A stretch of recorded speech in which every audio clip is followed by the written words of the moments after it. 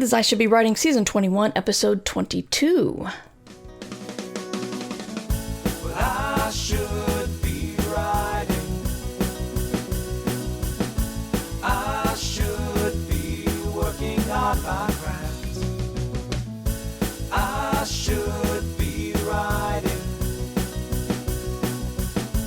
I should be submitting my next draft. But I'm sitting home watching Doctor Who. Hi there. Welcome to I Should Be Writing. This is a podcast for wannabe fiction writers and established fiction writers and anybody else who does creative stuff who wants, a kind of encouragement boost. My name is Merle Lafferty. I've been podcasting for 21 years next month.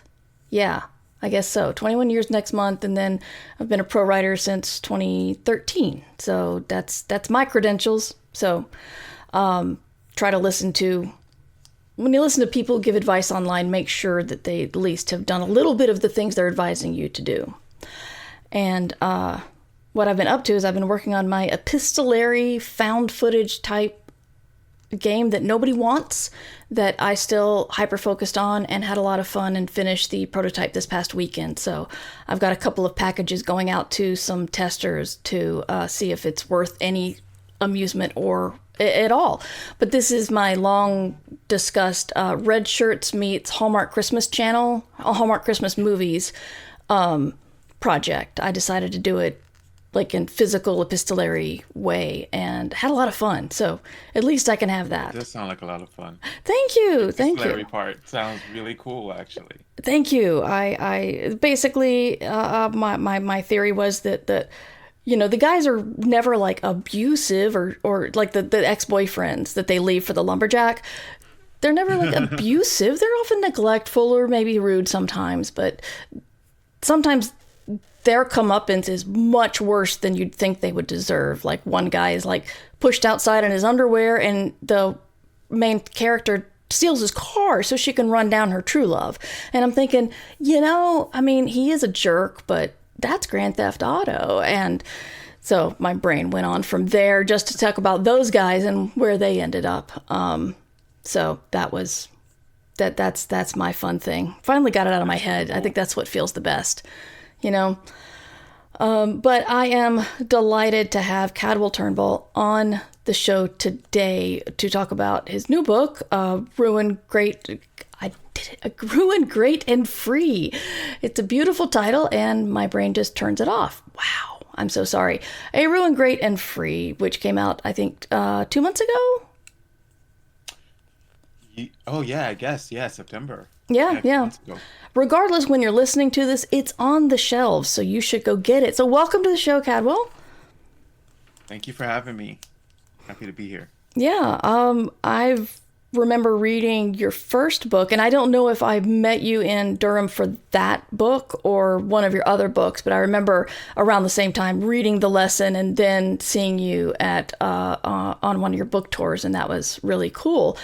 So you have, tell us about A Ruin, Great and Free. I'm very sorry. I also had some medication that I probably shouldn't have had this morning, so I am just hitting on all cylinders. Sorry. Tell us about the book. Okay. Thank you. I don't know. I was watching one of your podcasts, and am I correct that you also have ADHD? Oh, a little bit. That's actually what I did. I took 2 of my ADHD meds. So then I had to message my doctor and say, I'm feeling fine, but the internet said I could die, so just letting you know this is happening. And so, yeah, I'm very sorry. I think I know that that symptom or that side effect. Also ADHD, so no worries. It's real. Yeah, it is. I totally understand. Thank you. Well, I mean, A Ruin, Great and Free is the 3rd book in a trilogy. Mm-hmm. That's finally done. And now when I talk about it, because it's so hard to talk about, that's book 1. Yes. Monsters. The second book is We Are the Crisis. It's right over here. And then the 3rd book is A Ruin, Great and Free. And as I've written these books and these books have come out, they've become increasingly hard or difficult to talk about. And so now I tell people, like my quick pitch, it's Buffy the Vampire Slayer meets The Wire. Mm. And so like all of the fantasy world building elements of Buffy ish. And then like the community oriented politics, many POV, structural, stuff of The Wire. And so Mm-hmm. yeah, it's monsters from popular culture and folklore that have come out of the shadows. They have revealed themselves to the world, and the series kind of explores the aftermath of that, or how that plays out over the course of several years, right? So the initial reveal and the backlash to that, the human supremacist groups that come out of that, Yeah. the monsters, you know, trying different ways to coexist with humanity. Um, and then it also does some interesting stuff where it like dovetails with solidarity economics, because the monsters use that to kind of build um, economic safety, but also just like physical safety for themselves. And so yeah, there's a lot of other stuff going on, but that's the Yeah. main crux of it, right? It's monsters trying to find a place in the world now that the world knows that they are real and that they exist. Well, I don't think I've ever heard the word solidarity economics before, but it kind of makes sense in my head. Is this something that you naturally know about because of your history, or did you look it up and learn about economics? I feel like economics is a weak point in a lot of my books because I'll throw in aliens or monsters or something, and I'll be like, nah, I'm just gonna hand wave it because it's just not something I've ever been terribly interested in myself. And so, but I really like it when other people manage to research it and tell it in a entertaining way. Right. I think so. Okay, to answer the first question, I didn't know about it, but because we're speculative writers, I imagined it first. So like I was thinking about like a small community, like a small public housing community.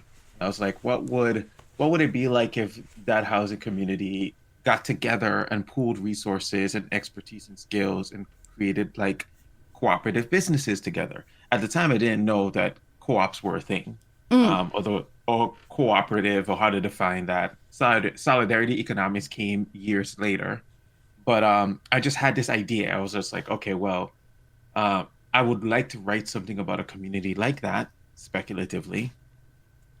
And then I just had the inclination to kind of like, does something like that exist somewhere? And so I just, Googled it to start, and then, co-op stuff start popping up, and I got very interested in it from there. I joined like a solidarity economics collective, right? So it was a organization, nonprofit, that focused on co-ops. Many of the people in that organization are have been or are a part of a co-op of some kind, even either a housing co-op or a worker co-op or something. And so I learned a lot from just being a part of that organization, and it actually inspired the Send Collective in the series. Oh, cool. And so yeah, it was something that started as like a curiosity. I was trying to build something. I did some research, and then I kind of fell into this, I think years long rabbit hole of Wow. interest in it, and how it works, and and how do you make them, and all of that sort of stuff. Okay, that's very cool. Um, so you are what kind of Caribbean influences did you bring to your world building? Well, I mean, so some of them, what's interesting, right, is that some things in the books are things that I am not entirely sure where they came from, but there were things that I interacted with. So like my aunt told me a story of like a werewolf attacking a family during a hurricane. Mm-hmm. And that became like the woo woo, which is like the sometimes they're called the were dog of the Antilles. They're like they're not werewolves, but they're like shifters that turn into the African wild dog. And they are influenced, or their power is derived from hurricanes instead of the moon. So Oh, wow. if they're in a hurricane, they get super, super like dense and strong. And so that was partly made up, partly like a scary story my aunt told me when I was a kid. There's another monster called the Sukuyant, or Sukunya is how we say it in the Virgin Islands, and that is like a common Caribbean folklore monster. It shows up all over the Caribbean, and they have different names, but it's mostly is often a woman, but like it's like a vampire selkie like creature. It's someone that can remove her skin and can suck blood. Okay. I want to go back to the hurricanes. That's just fascinating because I'm in North Carolina, so not quite as much as like Jamaica and the Virgin Islands and Bermuda and Florida, but we've gotten our fair share of wallops of hurricanes. Is it, considering that hurricane season is not the whole year, and you're never guaranteed to have one at all, or the one that hits you, is the transformations on a level that's a lot more than just, oh, it's another full moon, here's a werewolf, and it's like the power of the hurricane? Is that like, how does that affect, or rather, if you are one of these people and you don't get a hurricane all season, do you react to the ones that are in the ocean, or how does that work? This is a very good question, actually. So there's shifters, and all the shifters in the series can shift whenever they want. Like werewolves aren't necessarily like, they're not like the full moon isn't the only time that they can shift into wolves or whatever. But there is this, and it's explored mostly with the Wu or the African, the were-dog of the Antilles. They just get more powerful when hurricanes are near. So the nearer the hurricane, like let's say a hurricane is overhead, they become super OP. That's the word that I would use, right? They're very dangerous during a hurricane. Normally they are still dangerous, but it's just not the same level. Sure. I love the power from the storm. That's really cool. Before I get into the whole trilogy, I did want to ask about the lesson. I was reading some stuff on Reddit, and they were saying that they were implying that the lesson was connected, and I wasn't sure about that because that's a standalone. That was your first book, right? Yes, it was. Yes, is it connected in any way? I couldn't quite follow the thread that I was reading, so I wasn't sure. Okay. Yes. Oh, okay. It is. Is that all you can say? It is connected. Okay. Yeah, it's connected in the sense that, like, I mean, I could get. I'm trying to decide how nerdy to get about this. So, like, we love nerdy. There are crossover characters, so I'll say that. So, like, it's explicitly connected. However, because so one of my favorite authors currently is Emily St. John Mandel. Yes.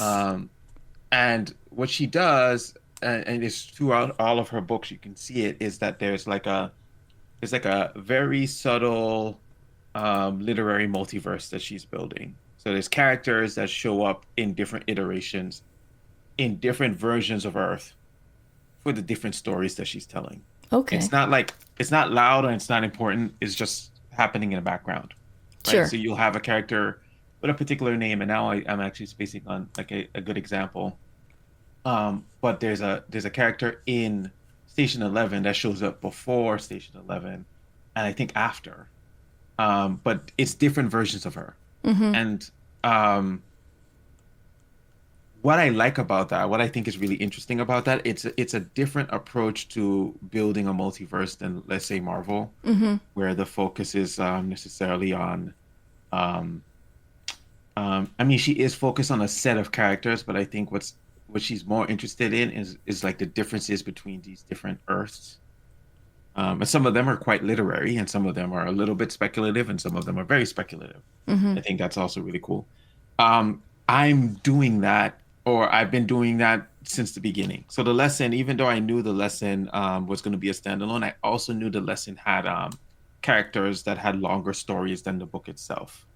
I just had a natural ending for that book, and I ended it there. And then some of those characters and their storylines, or their story, or their character arcs extend into or cross over with. I think is the best way to say it. Crossover with the Convergence Saga. I'm sorry. The Lesson was your first book. How did you make that decision? That's like a really sophisticated decision to make about all of your work going forward, and you did that in your first book. I mean, the shortest answer to that is probably ADHD. Ah. I like my brain is like a connection engine or something, right? So like I'll start working on something and immediately, without me even trying to, I'm like, how does this connect thematically to something else? Or how, and then like I'll have an idea, and once I have an idea, I start like forming the bridges between those two things. And so like at some point, and I don't remember when, I just knew that one character was also another character in another thing, but that was just a different part of her life, right? So like she's had this very long life, and the lesson covers like one part of it, one sliver of it, and then she shows up in a different, like she shows up in a very different way in the Convergence Saga, and then it takes a while for you to know that these characters are the same character.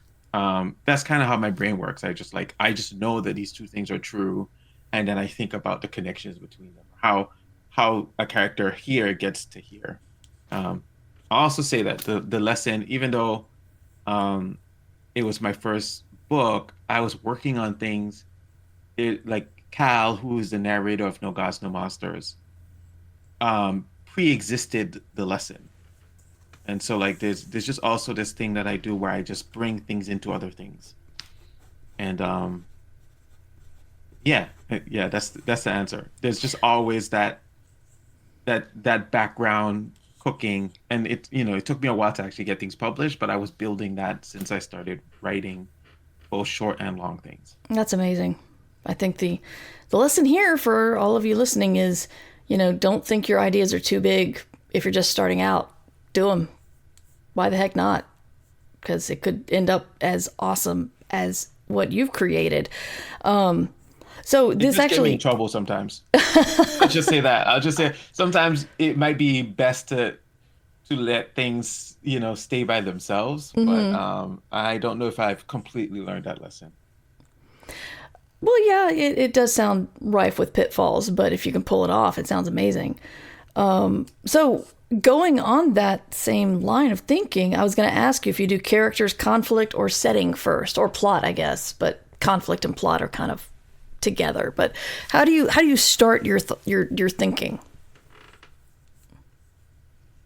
Very good question.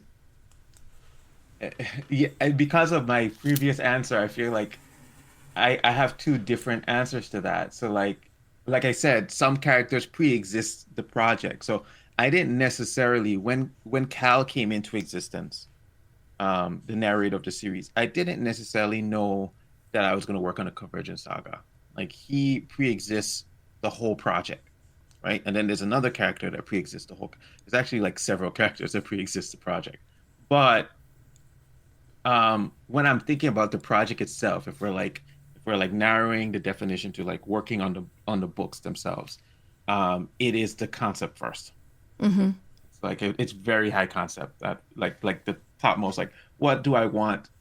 And often because I love TV and film and this kind of stuff, I tend to think in like a tvtropes.com kind of way, where it's like I'm like, I want to do a space opera with mecha in it, right? Like I think about things in mashups or combinations or genres or subgenres, and so I start with the genre, and then I start building from there. Like, what are the things of the genre that I like? And then I start like shopping. I just start grabbing things.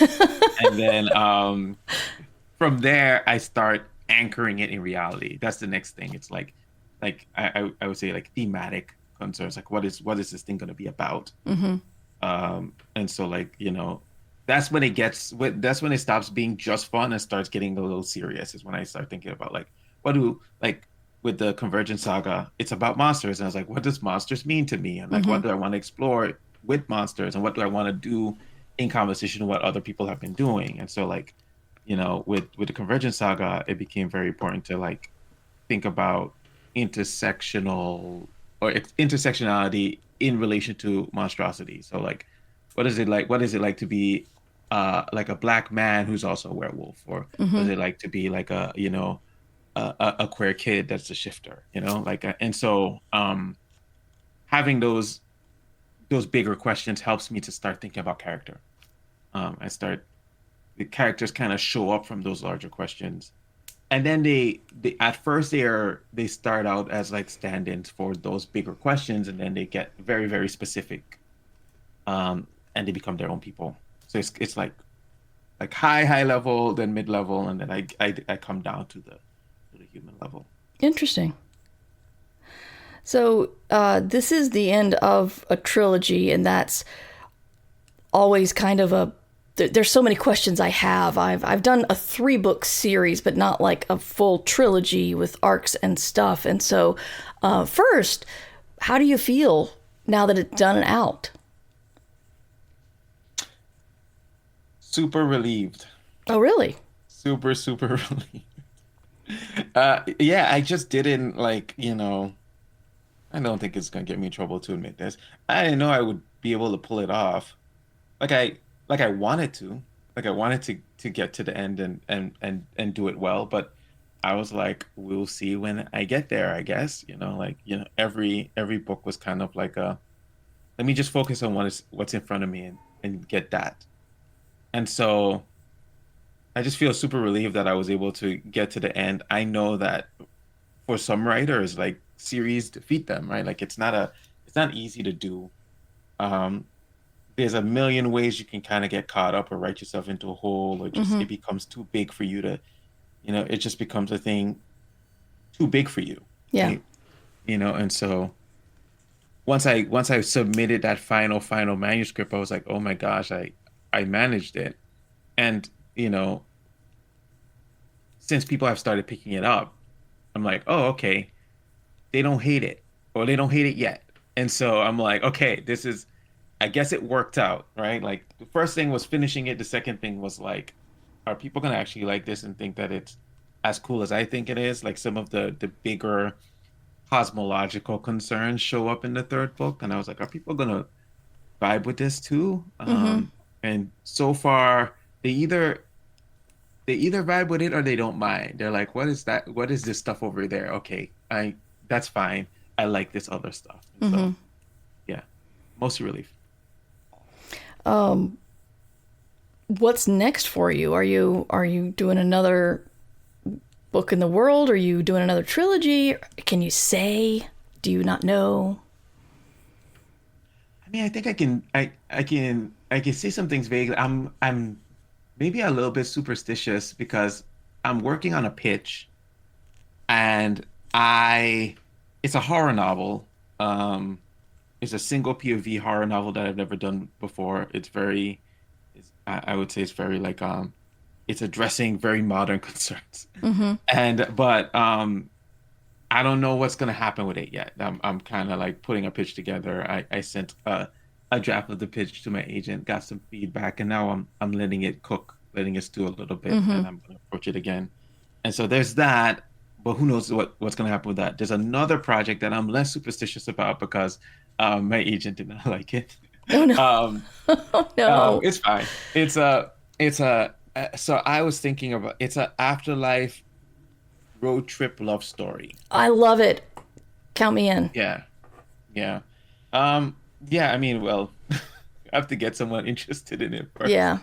Or I have to write it. But I think that if I do, I'm gonna work on it. It's gonna be like a years long process. It just has a lot of stuff I want to do with it.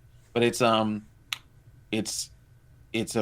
on and off again relationship between two people that met and dated in high school, and then they end up meeting each other in the afterlife. And the afterlife is you wake up in your death year, right? The next day after you've died, in a year that's on loop, and everyone that's in that world, that mirror world to our world, is people that died in that year.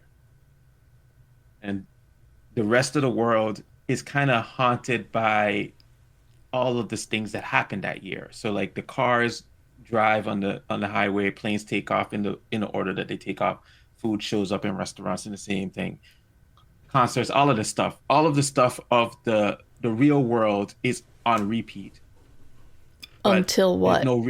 Or is it repeat forever? Oh, wow. Yeah. And it's just the dead people of that year living in that like sliver of time together and doing stuff, whatever they do, becoming unhinged, watching a lot of TV. And so like, it's kind of like a pop culture book. It's about a character named Trevor and all the things he's reading and watching and listening to as things change and don't change in the afterlife. It's a very Twilight Zone feel to it. I really like that.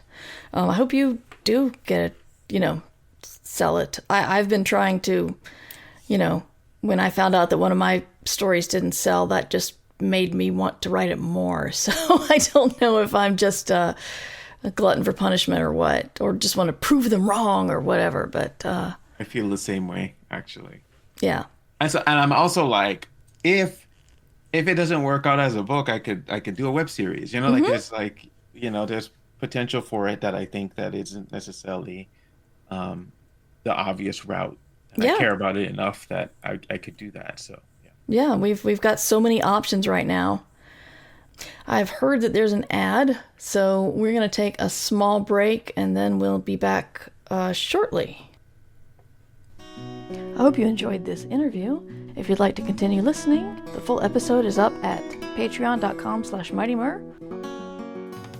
Well, the book is A Ruin Great and Free.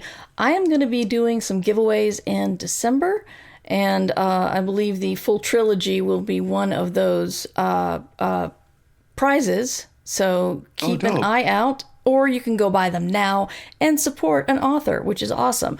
Or just wait for me to support him, and then you can win those books. Either way, just keep an eye out, because we're going to be giving away the trilogy. Cadwell, where can we find you online?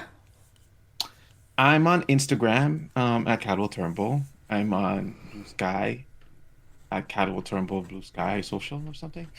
My website is cadwellturnbull.com. I have a YouTube channel that I would love more followers on. So please follow me on YouTube, even if you don't watch any of my videos. I'm currently at like 320 followers, which is great.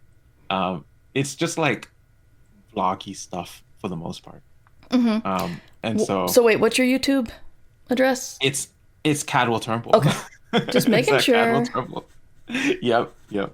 So yeah, those are most of the places I'm at. I also have a Facebook, but I'm not on Facebook a ton. Right. Great. And I'm Mur Lafferty. You can find my stuff at murverse.com.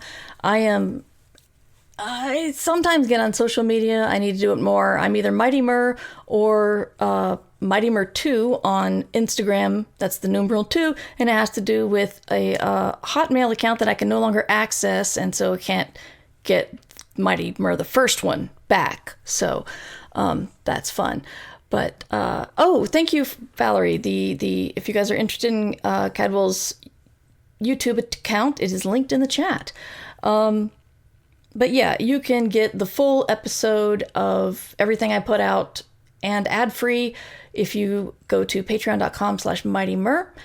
And I'm going to be revamping some stuff and doing some exciting stuff this December with Patreon. So keep an eye out. And you can watch live on most Thursdays, 3 p.m. Eastern Standard Time. I'll be on twitch.tv/mightymur, and you can catch all of this live. Yeah. Thank you, Cadwell. Thank you to chat for keeping us going, and you guys should be writing. Thank you for listening to I Should Be Writing, the longest-running writing podcast in existence. This episode was made possible by the Fabulous, who support the podcast via Patreon or Substack. Join the Fabulous at patreon.com/mightymur or mightymur.substack.com. Theme music provided by John Anelio. Art provided by Numbers Ninja. And podcast hosting provided by Libsyn. This episode is released under Creative Commons Attribution Non-Commercial No Derivatives 4.0 license. You can find all of my books and podcasts at merverse.com. I should be riding. I should be submitting my next draft, but I'm sitting home watching Doctor Who. I'm sitting home watching Doctor Who.